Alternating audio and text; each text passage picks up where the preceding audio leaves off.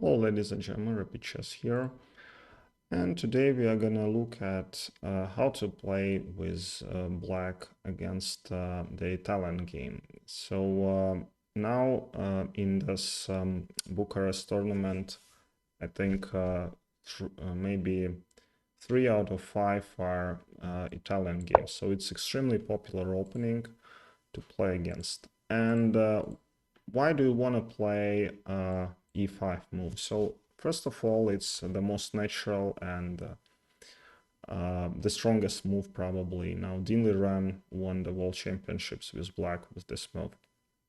You want to develop your pieces. You want to have a stone which kind of holds the position of white pieces against your pieces. And secondly, the good thing about e5 is that there are no too many sidelines on e5. Good players will say that there are a lot of them, but when you play c5, they all will play c3, b4, like f4, and you never will have time to learn all this, yeah? But e5 kind of holds it in the theoretical lines, which is good. So knight f3, the best move, and black responds with knight to c6, and white plays knight to bishop to c4. So aiming to this weak square f7. So that's why French people, French chess players invented this French defense in order to defend f7 forever. And you get still a fight, but you will never surrender to this weak square. So I will recommend to play here knight to f6. So two knights defense.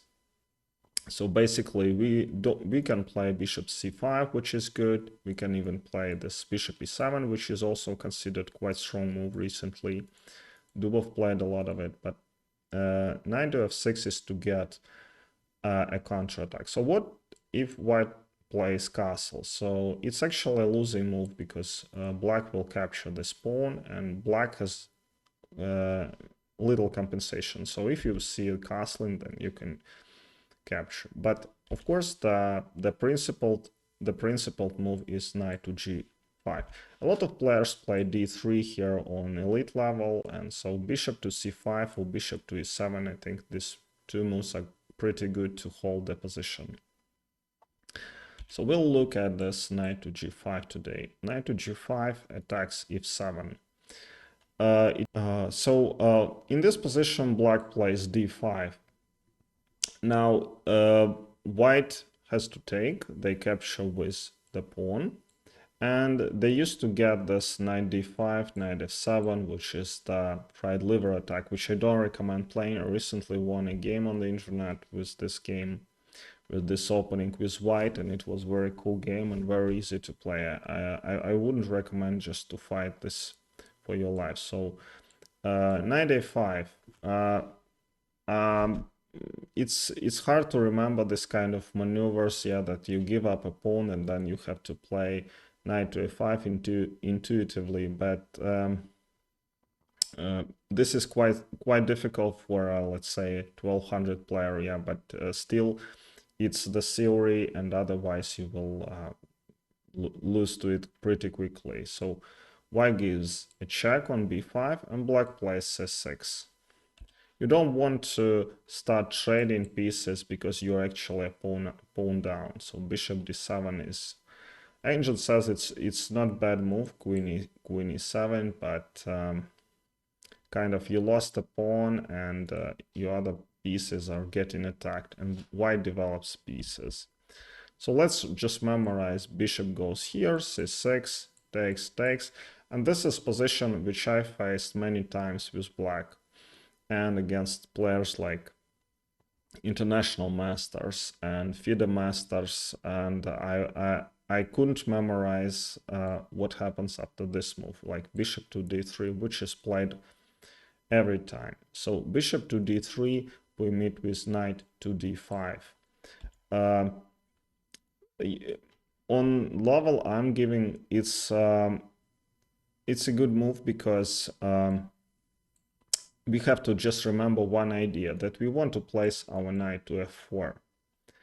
And notice that after playing knight d4, we actually have a discovered attack on the knight. So Engine says that knight f3 is a good move, but International Master I was playing, he played this move.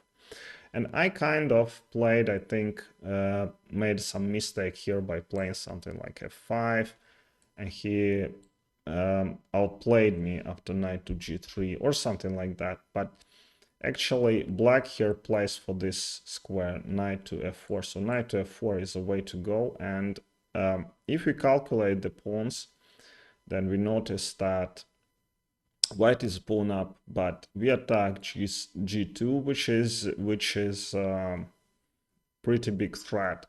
And Engine says that bishop to f1 is the best move, but I don't know. Nobody, I think, will play it because they will somehow see that you're a good player, you developed everything correctly, and they will just want to castle, play something like this. And this is what's going on. Yeah, that white has extra pawn, which is double pawn. You have two bishops, and you just need to finish the development.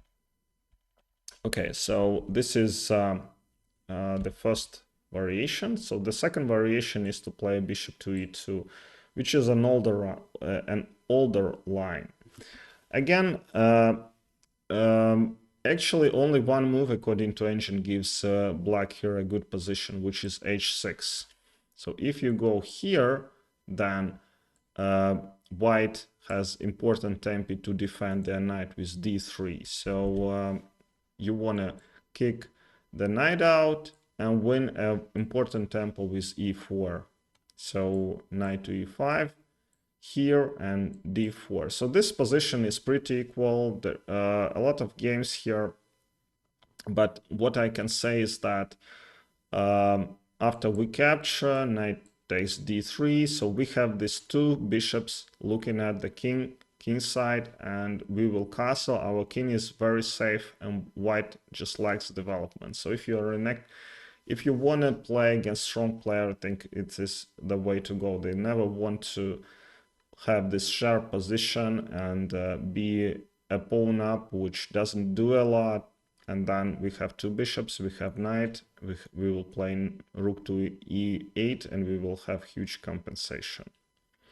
And the last but not least, takes, and I faced this move a lot of times.